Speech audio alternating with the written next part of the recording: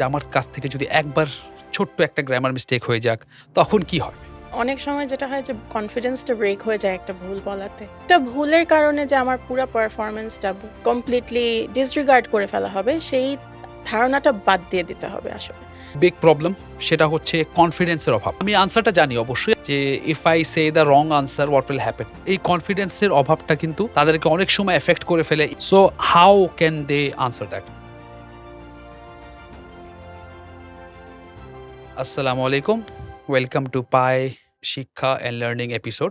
আজকে আমরা স্পিকিং নিয়ে কথা বলতেছি। আপনাদের প্রবলেমসের সলিউশনগুলো নিয়ে কথা বলতেছি। আপনাদের প্রবলেমসগুলো আমাদেরকে অবশ্যই জানাবেন সো দ্যাট আমরা আপনাদেরকে হেল্প করতে পারি একটা ভালো একটা স্কোর আনার জন্য। আজকের আমাদের কাছে একটা কোয়েশ্চেন আসতেছে যে অনেক স্টুডেন্টসরা মনে করতেছে যে আমার কাছ থেকে যদি একবার ছোট্ট একটা গ্রামার মিস্টেক হয়ে যাক, তখন কি হবে? সো এখানে অনেক সময় যেটা হয় যে কনফিডেন্সটা ব্রেক হয়ে যায় একটা ভুল বলাতে। যেটার কারণে স্টুডেন্টরা মনে করে এই একটা ভুল বলে ফেলেছে, এই শেষ। ইমপ্যাক্টস the rest of their speech. যে আমি এটার পর আর কিছু বলতে পারবো, কি লাভ? কথা বলে রাইট, আর কি লাভ? ভুল তো করে ফেলেছি। এখানে আসলে একটা ভুলের কারণে যে আমার পুরা পারফরম্যান্সটা, পুরা সেশনটা যে আ কমপ্লিটলি ডিসরিগার্ড করে ফেলা হবে, সেই ধারণাটা বাদ দিয়ে দিতে হবে আসলে। রিকভার করাটা is the skill that they are going to most appreciate. যে আমি একটা ভুল করেছি, that's fine, I have to move past it. যদি আমি বলেও ফেলি আমি মোহাম্মদপুরে থাকি, যদিও আমি না থাকি, সেটা এক্সামিনারের ভেরিফাই করার বা আমাকে ধরার কোনো রিজনও নাই। I can just let it be, let it go and continue on. কারণ এখানে ফুল অ্যান্সার দেয়াটা, কন্টিনিউ করে আমার একটা কমপ্লিট কথা বলাটা, to fully give them what they need to analyse যে আমি আসলে ইংলিশে কথা বলতে পারি কিনা, সেইটা করাটা more important than making zero mistakes. Right. So কথা হচ্ছে যে আপু যেভাবে এক্সপ্লেইন করল যে আমাদেরকে যদি একটা মিস্টেক হয়েও যেতে পারে, আমাদেরকে ধরে নিতে হবে যে আমরা কিভাবে পরের পারফরম্যান্সটা ইমপ্রুভ করতে পারি।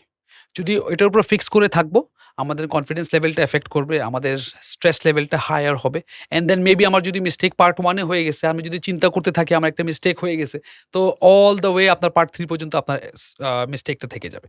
So forget about it, move on, আমরা কিন্তু আরো ভালো একটা স্কোর করতে পারবো। সো সবসময় কনফিডেন্সটা, নিজের উপরে কনফিডেন্স রাখা যে আমরা ভালো করতে পারবো। একটা যদি মিস্টেক হয়েও যায়, let us not focus two much on that. Let us move on to the next question. Big problem সেটা হচ্ছে কনফিডেন্সের অভাব। তো স্টুডেন্টরা অনেক সময় বলে যে আমাকে জিজ্ঞেস করতেছে what is your favourite pass time or what is your favourite sports. আমি আনসারটা জানি অবশ্যই, বাট আমার বলতে একটু ভয় লাগতেছে, একটু একটু শাই ফিল হচ্ছে যে if I say the wrong answer what will happen. এই কনফিডেন্সের অভাবটা কিন্তু তাদেরকে অনেক সময় এফেক্ট করে ফেলে। Even when they know the right strategy, they're not able to implement that in their exam. So how can they answer that or get rid of this problem? So এখানে যেটা আমার মোস্ট কমন অ্যাডভাইস হয় স্টুডেন্টদের কাছে, সেটা হচ্ছে you have to start very strong.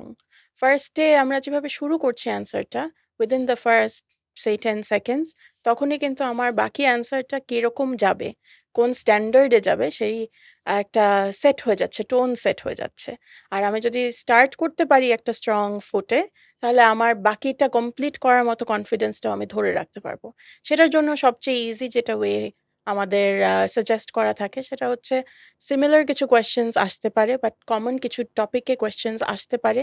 সেগুলো নিয়ে যদি আমি এতটাই প্র্যাকটিস করে থাকি যে অটোম্যাটিকলি, খুব ন্যাচারালি আমার অ্যাটলিস্ট বিগিনিং থটটা চলে আসছে অ্যান্সার আকারে, তাহলে আমার পরের কথাগুলোকে আমি ওটার উপর বেস করে ডেভেলপ করতে পারবো। So as long as I don't have to think যে আমি শুরু করব কিভাবে অ্যান্সারটা, আমার শুরুটা আমার এতটাই ন্যাচারালি আসছে যে I don't really have to fixate too much on কি বলবো, কিভাবে বলবো। ওটা হয়ে গেলে ওটার উপর বেস করে I can build up my answer more. আর ওটাতে আমার কনফিডেন্সটা আমি স্টেডি রাখতে পারছি throughout my answer. Right. So এটার জন্যই আমি যেটা স্টুডেন্টদেরকে প্রায় সাজেস্ট করি যে smile towards the examiner. So, and of course, the examiner will smile it back. So that would be the first, confidence booster for you guys. আরেকটা হয় যে প্রপার আমরা একটা আই কন্ট্যাক্ট মেনটেন করি। So eye contact is a very good sign of confidence, যে আমি কথা বলতেছি, উপরে তাকায় কথা বলতেছি, এমন মনে হচ্ছে যে আনসার্সগুলো উপরে দেওয়া আছে। অর আমি নিচে তাকাইতেছি যে মনে হয় আনসার্সগুলো ফ্লোরে দেওয়া আছে। সো আমাদেরকে এই জিনিসগুলো খেয়াল রাখতে হবে যে আমাদের কনফিডেন্সটা আমরা দেখাইতে পারি যে আই এম কনফিডেন্স, আমি চোখে চোখ রেখে কথা বলতে পারবো। This confidence gives a long way, goes a long way as far as the audience is concerned, as far as the examiner is concerned. যে জানে যে ওর জন্য এক্সামিনির জন্য ইংলিশে কথা বলা কোনো ব্যাপার না। সে ওই সময় কথা বলতে পারবে ফ্রিলি, কনফিডেন্টলি, যখন তার ভিতরে কনফিডেন্সটা থাকবে। সো অফকোর্স আপু যেভাবে বলল, আমরা ফিক্সড ডেটে থাকবো না। অ্যান্ড মোস্ট ইম্পর্টেন্টলি আমরা ২ টা জিনিস অবশ্যই শো করব। সেটা হচ্ছে যে we must maintain proper eye contact, and we should give a smile to the examiner so that you can have a very good time and the examiner is able to give you relaxed mark also. But এটা কিন্তু of the record, এটা কিন্তু সব মনে রাখবেন না যে আমি বলে দিয়েছি যে স্মাইল করলে মার্ক বেশি পাওয়া যাবে। এটা কিন্তু কনফার্মেশন না, এটা জাস্ট আমার হোপ যে আপনারা পেয়ে যাবেন। Thank you so much for your time, thank you so much for giving your time here. আর আপনাদের আরও যদি কোনো প্রশ্ন থাকে অবশ্যই আমাদেরকে জানাবেন, আমরা যেন আপনাদেরকে হেল্প করতে পারবো with Pi, so that you are getting a very good score in your IELTS exams. Thank you and good luck for the future.